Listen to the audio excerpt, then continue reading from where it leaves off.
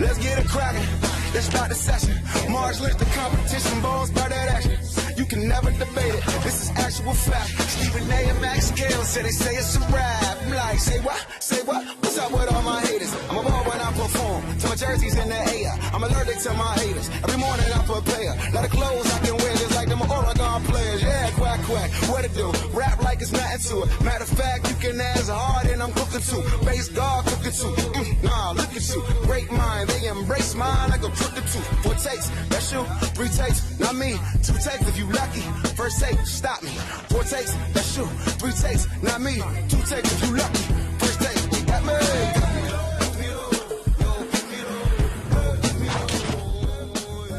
Good day. What's up, everybody? Welcome into a fresh week of First Take. We hope you all had a wonderful weekend. Stephen A. Smith, Max Kellerman, I'm Molly. What's up, you? How we feeling? How y'all doing? There we go.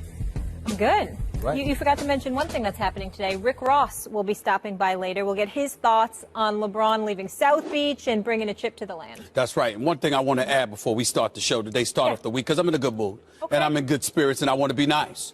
Now, when I mention Glenn Robinson, that usually creates controversy because our history with one another. But he got a son that plays for the Indiana Pacers that hit a big-time shot to win the game. So I want to take a moment to give love to a Glenn Robinson. And he was in the stands. That's not the original one. No. He's clearly done a good job as a daddy. Ain't no question about that.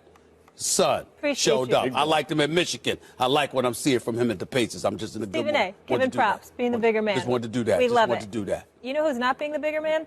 That'd be Mark Cuban. So Russell Westbrook and the Thunder were in Dallas yesterday, where Mark Cuban and the Mavs got the best of them. Pre-game, Cuban stirred the pot a little, saying the MVP battle, it's a toss-up between James Harden and LeBron James, with Kawhi Leonard also deserving of mention in that conversation, and making it clear that Westbrook is not in the mix based on his criteria. Now, the Thunder are 35-28 and are on pace to fall short of 50 wins, which Cuban considers the benchmark for a player to be considered a superstar, much less an MVP candidate. That is his criteria. Max Kellerman, is he right? No, he's wrong. Russell Westbrook is clearly a superstar. In fact, he was a superstar when Mark Cuban made the comment last year. And I understand. Look, let's start with this. Okay. The man is averaging a triple-double. Season's 3 quarters over, the man's averaging a triple-double. For a winning team in the Western Conference, that's a whole lot without another go-to scorer on the team. That is a whole lot. But he's not a superstar. Now, right. Now, when Oscar Robertson did it in 1962, which is the last time it was done, triple-double for an entire season, should Westbrook do it, and he's close, the pace of the game was much faster. There were many more possessions. And so it was easier to accomplish.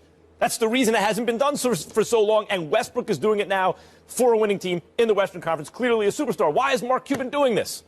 He's trapped by his own logic. 50 wins and a playoff series win. He hasn't done it yet, therefore not a superstar. But why does Cuban choose to be trapped by his own logic publicly, Stephen A.? Look, it's called trolling nowadays, right? And Cuban's basically admitting to as much. But back in the old days, when Muhammad Ali would talk about Joe Frazier or Rowdy Roddy Piper would talk about Hulk Hogan, it was called showmanship or show business. And that's essentially, we just call it trolling now, and it sounds worse. But that's what Cuban's doing, and he's admitting to it. What fun would it be if I took it back now? That's all that's going on. You're probably right, because here's the deal. The Dallas Mavericks have the worst offense in basketball. Let's put that in. And their leading scorer is Harrison Barnes, who was like a 4th or 5th wheel on the Golden State Warriors last year. So we got to take all those things into consideration when we look at the Dallas Mavericks. But I'm going to say this. Here's where you and I are going to disagree. You dismiss it, out of hand, simply as trolling or whatever. Russell Westbrook is a top 2 league MVP candidate, and he is a superstar in this league, no question. But I do think that it's difficult to summarily dismiss what Mark Cuban is saying, because what Mark Cuban is doing is something that I've done on numerous occasions in the past, Max. I have categorized and challenged others to define and characterize what a true superstar was. Yeah. Max and I have talked about the name Blake Griffin. Blake Griffin is not a superstar to me. He is not a superstar. He is a star, but he is not a superstar. Melo is a superstar offensive talent, but he's not a superstar the likes of LeBron and others. These are the kind of things that I have paid attention to. And so when I look at it from that perspective, I think about a guy like Russell Westbrook, and even though I think Mark Cuban is wrong. I appreciate while Mark Cuban is wrong about Russell Westbrook. I like where he went when he tried to classify and define what a true superstar should be. He talked about winning 50 games.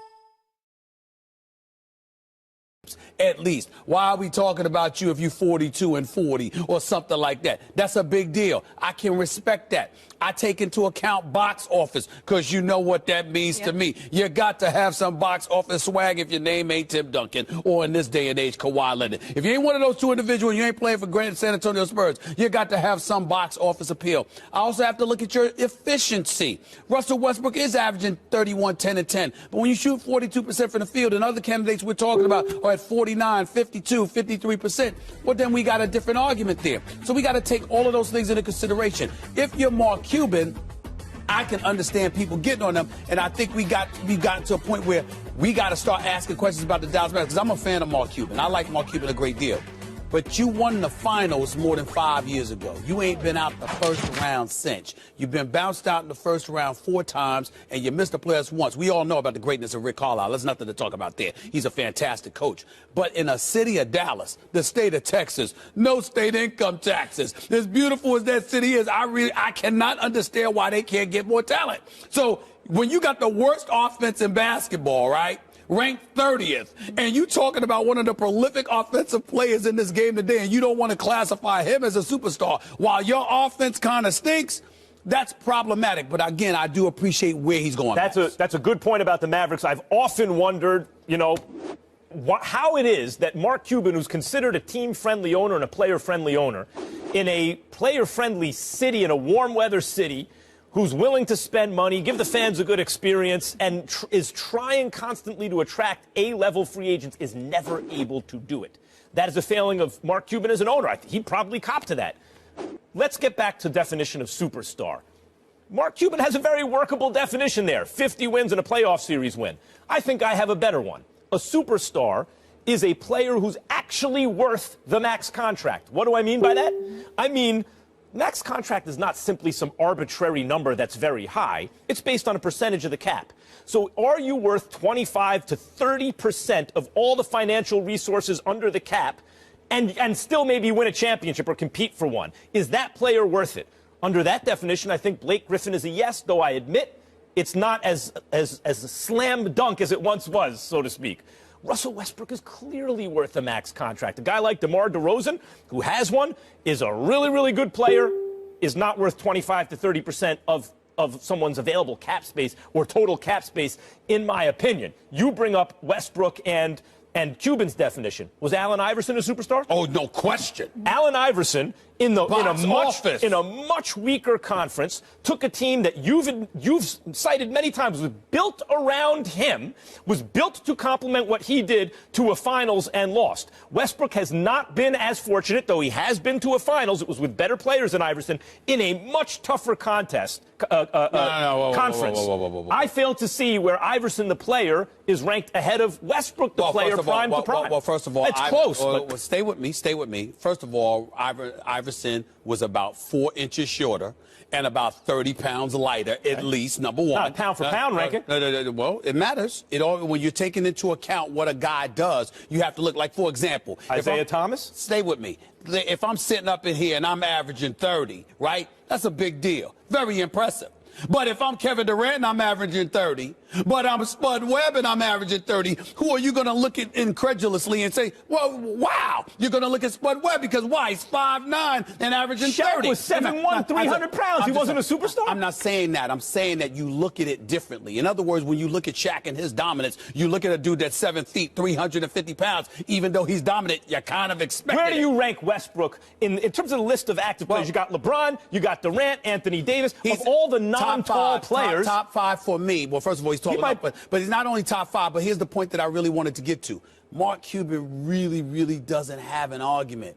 If you look at Dirk Nowitzki, he was a superstar. The next year, he went out in the first round after winning 67 games. And so when you look at it from that perspective, it's like Dirk Nowitzki's a champion. Obviously, Russell Westbrook is not. But I'm saying, looking at Russell Westbrook carry this team, you can't take anything away. Westbrook's definitely in the MVP conversation. He could be even better. He's clearly a superstar. And Mark Cuban's admitting it. He knows it. He's trolling you. We got some family business to get into, gentlemen. We're going to stay in the association right now. So the Lakers' Jeannie Buss thwarted a legal attempt by her older brothers Johnny and Jim Buss to strip her of her controlling ownership of the NBA team. The Buss